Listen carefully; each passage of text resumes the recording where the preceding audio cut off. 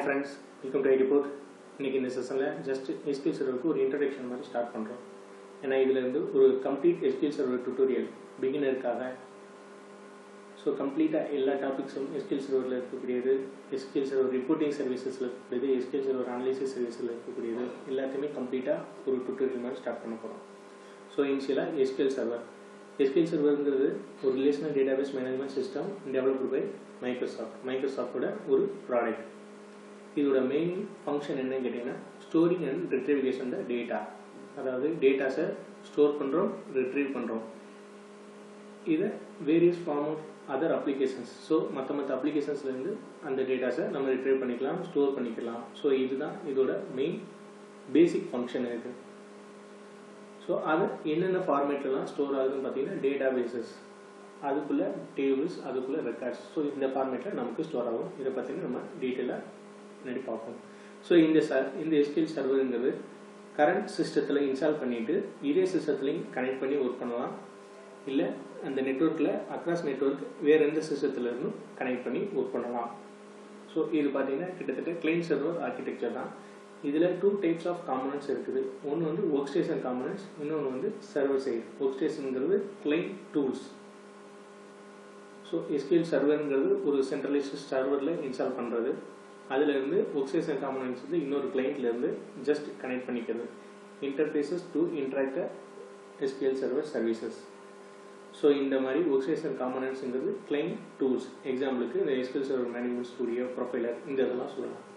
So second வந்து server காம்பனன்ட்ஸுங்கிறது services.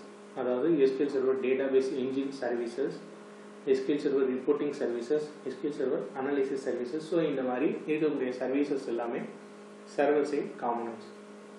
So இந்த SQL server பார்த்தீங்கன்னா 1989 இருந்து இப்போ வரைக்கும், லாஸ்ட்டாக 2016 இந்த வரைக்கும் வெர்ஷன் ரிலீசஸ் பண்ணியிருக்காங்க.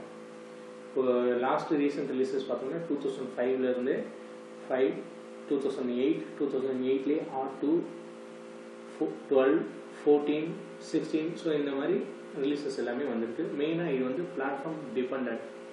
ஸோ 16 வரைக்கும் இது பிளாட்ஃபார்ம் டிபெண்டன்ட் தான். அதாவது மைக்ரோசாஃப்ட் பிளாட்ஃபார்மில் மட்டும்தான் எக்ஸிக்யூட் ஆகும்.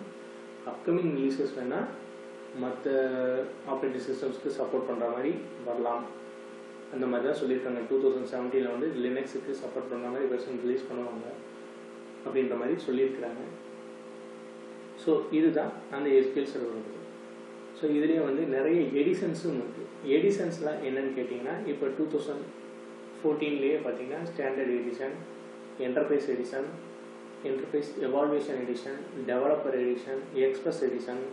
ஸோ இந்த மாதிரிலாம் இதுலேயே என்டர்பிரைஸ் எடிஷனுங்கிறது கம்ப்ளீட் ஃபீச்சர்ஸ், எல்லா ஃபீச்சர்ஸும் இருக்கிற மாதிரி வரும். ஸ்டாண்டர்ட் எடிஷனுங்கிறது சம் ஃபீச்சர்ஸ் இல்லாமல் இருக்கும். டெவலப்பர் எடிஷனுங்கிறது சிங்கிள் யூசர் லைசன்ஸ் மட்டும்தான் இருக்கும். என்டர்பிரைஸ் எவால்வேஷன் எடிஷனுங்கிறது என்டர்பிரைஸ் எடிஷன் தான், பட் ஆனால் எவால்வேஷன் பீரியட் கொடுத்து ஒரு 6 months அந்த மாதிரி ட்ரையல் பீரியடில் கம்ப்ளீட்டாக ஃப்ரீயாக இருக்கிற மாதிரி வர்றது. ஸோ நம்ம அப்படி எவால்வேஷன் இருந்துச்சுன்னா அப்படி என்டர்பிரைஸுக்கு மாற்றிக்கலாம், லைசன்சிங் பாலிசிக்கு அக்செப்ட் பண்ணிவிட்டு மாறிக்கலாம். எக்ஸ்பிரஸ் எடிஷனுங்கிறது கம்ப்ளீட்டாக ஃப்ரீ தான், ஆனால் மினிமம் ஃபீச்சர்ஸ் மட்டும்தான் இருக்கும். அது டேட்டாவோட சைஸ் வந்து 10 GB தான் இருக்கணும் அப்படிங்கிற மாதிரி செகண்ட் கண்டிஷன்ஸ் எல்லாமே இருக்குது. ஸோ இதுதான் எடிஷன்ஸ். ஸோ வெர்ஷன்ஸுங்கிறது இயரை பேஸ் பண்ணி வந்தது. எடிஷன்ஸுங்கிறது அதில் இருக்கக்கூடிய பர்டிகுலர் இதுக்கு எடிஷன். ஸோ இதுதான் இந்த SQL சர்வர் வருது.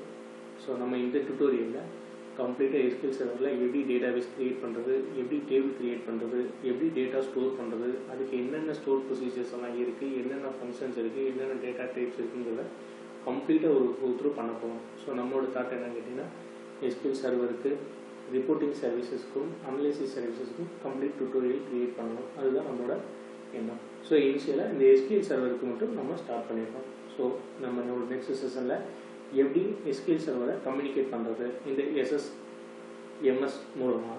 ஸோ இந்த வீடியோவுக்கு உண்டான பிலோ டிஸ்கிரிப்ஷன்லேயே நம்ம இந்த எடிஷன்ஸ் டவுன்லோட் பண்ணுறதுக்கும் எப்படி ஸ்டெப் பை ஸ்டெப் இன்ஸ்டாலேஷன் இருக்குங்கிறதுக்கு உண்டான லிங்க்கும் யூஆர் லிங்க்கும் கொடுத்துருக்கோம். ஸோ பார்த்துக்கோங்க, ரெஃபர் பண்ணிக்கோங்க. ஸோ இதுதான் இந்த இன்ட்ரோடக்ஷன் டு SQL சர்வருங்கிறது. ஸோ நெக்ஸ்ட் செஷனில் எப்படி கம்யூனிகேட் பண்ணுறதுங்கிறத பற்றி பார்ப்போம். Thank you friends.